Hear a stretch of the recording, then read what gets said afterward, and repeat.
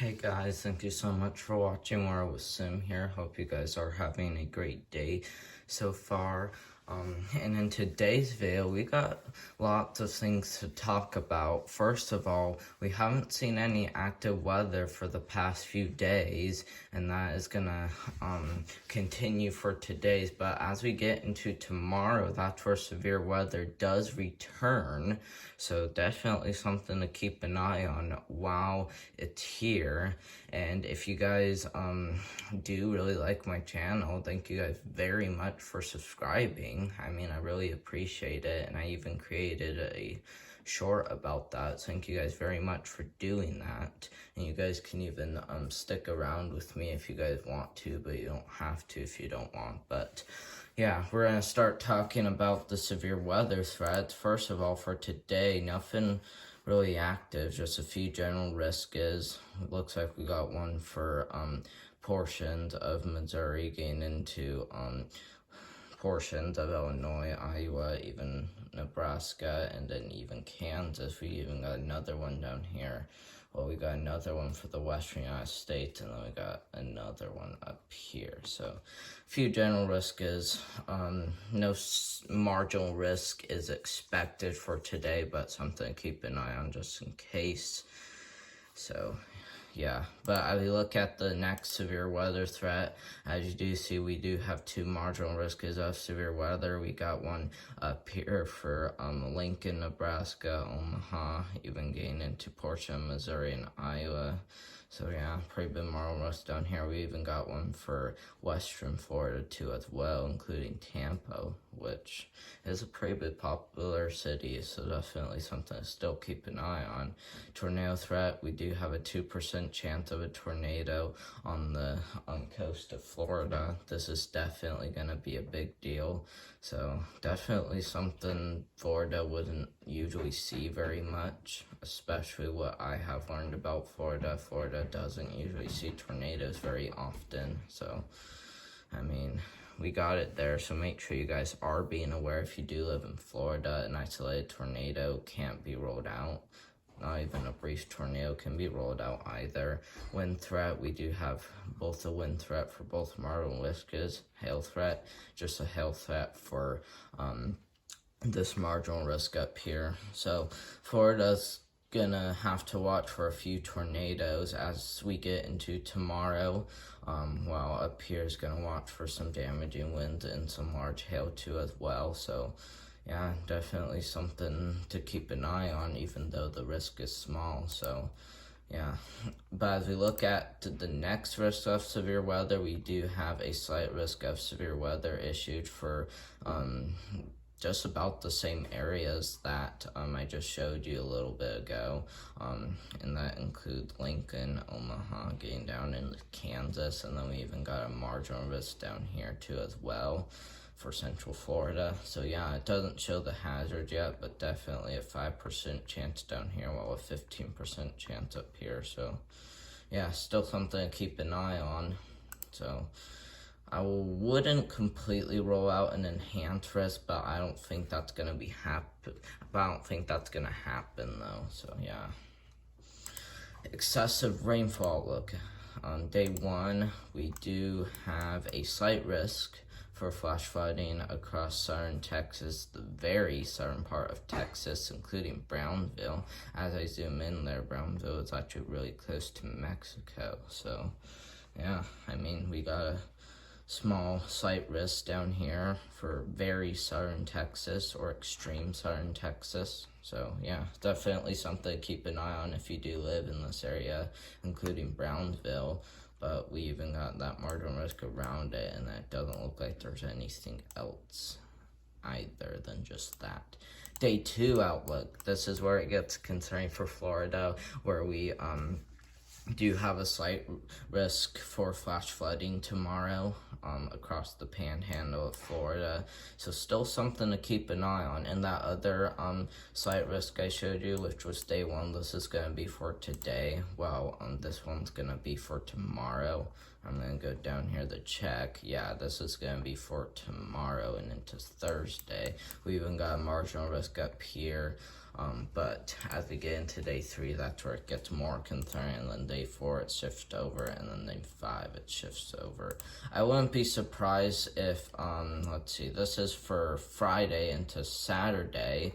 I heard this area down here in the lower Ohio Valley could see some thunderstorms with this storm that's going to be coming through. I wouldn't be surprised if this marginal risk does extend into the lower Ohio Valley, because precipitation totals do seem to have a chance to get up to around an inch at the most. So I mean, we could see an inch in places in the lower Ohio Valley, but just something to keep an eye on, even though it's just a marginal risk. So yeah, GFS model, we're gonna go ahead and go to 7 a.m. Central Time, and as you do see, we got a few active rounds of storms. One for southern Texas, like there was that slight risk for flash flooding for today, and so these storms will definitely bring some heavy rain, while we even got another one on the coast. But as we look, I'm going to play this out, and as you do see, just storms just continues to keep popping up, bringing some heavy snow for Wyoming.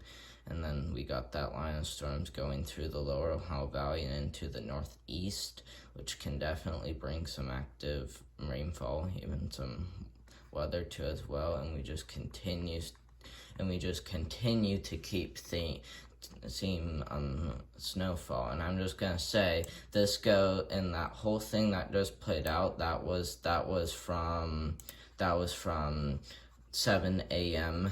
October 12th all the way through October 18th. So yeah, so definitely something to keep an eye on. And as you see, we just continue to see storms for about a week, because if it's the 10th of October into the 18th of October, that's just a little more than a week. So yeah, definitely something to keep an eye on. So yeah, but as we look at the precipitation totals, let's see, this is going to be for the rainfall total. This is a CMC model, and I really like this one because it actually goes farther out. All right, go ahead and take this forward, and as you see, precipitation continues to grow all around the U.S. And so as we go down, and as you see, there's purple spots around, which indicates, I don't know if you can see this or not, so I'll move the camera just a little bit.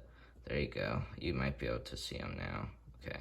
As you see, your purples do indicate around a half an inch, while your blues indicate around an inch or two, and then your think your yellow colors do indicate around 20 inches of precipitation.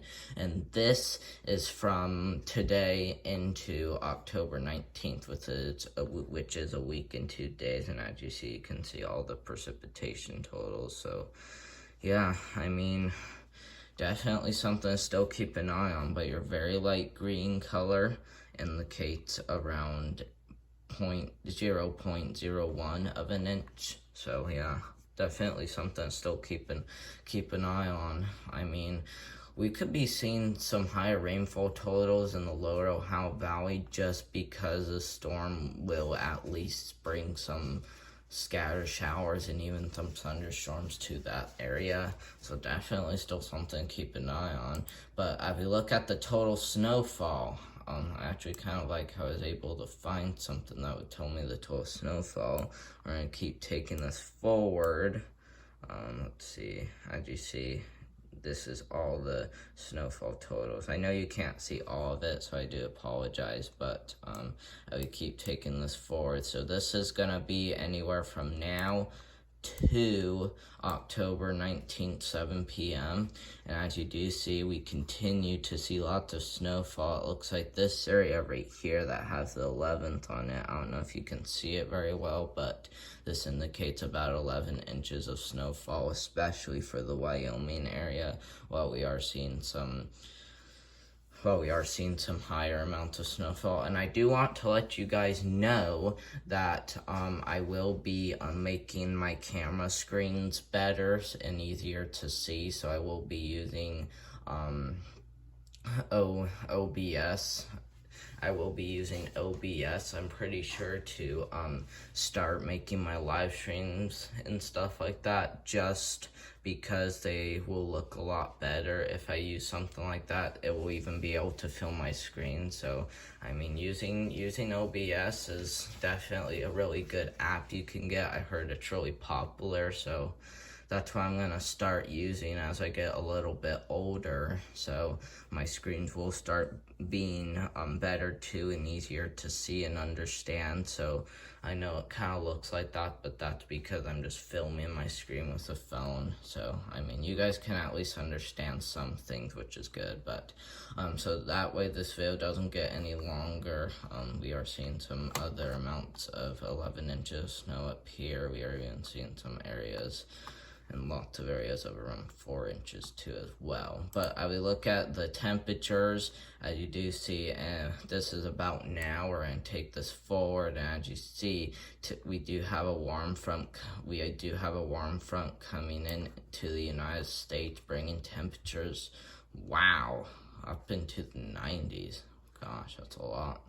And then as you do see, that dies down, and then Florida starts to see some below average temperatures, and that warm front does seem to stick around for quite a bit some time. I mean, warm air trying to push into cold air trying to push into warmer, that's definitely a concern right there. And so we just keep taking this forward. We just continue to see those temperatures climb all over. Like, we got some 50s around. We even got some like 60s around too as well. Wow, we even got some 90s down here in Arizona. And I did see we actually did have some 90s in sorry about that, guys. I didn't mean to do that. We even got some 90s down here in Florida. So I mean, yeah, definitely a big concern that this warm front is trying to push through this area. But I mean, this should go away after approximately four days, maybe even a week. Probably more like a week, actually. But yeah, definitely something to be aware of, especially if you live in the South. We could see some heat advisories get issued. At least that isn't ruled out. So yeah, we could see temperatures get pretty high in those areas. GFS model, this is going to be for the dew points. And as you do see, we just continue to see freezing dew points all over. We even got some 29s for Indiana, some 20s for Ohio, and I don't know if you guys saw this or not, but I'm going to go to the severe weather outlook, and as you see, we actually got some frost advisories issued for a lot of states, including Ohio, Indiana, Illinois, even Iowa, or much of Iowa, pretty much all of it, and then even getting into Minnesota. So yeah, I mean, we got quite a bit of that. I don't know if you guys saw this or not, but we got winter storm watches issued for these areas, guys. That is a big concern. We got some winter storm watches issued for those areas, which is going to be a big concern. We even got a winter storm watch issued for almost Rapid City. Wow. We could definitely be seeing a ton of snow here. We even got another winter storm watch too as well. Holy moly. We are already seeing some big time snowstorms out in the Rocky Mountains. We are even seeing some fire weather watches issued as well. So we got quite a bit of alerts today. I mean, winter storm watches. We even got some fire weather watches. And I mean, what's really concerned is that we are seeing a fire weather watch get issued for areas next to winter storm watch. I mean,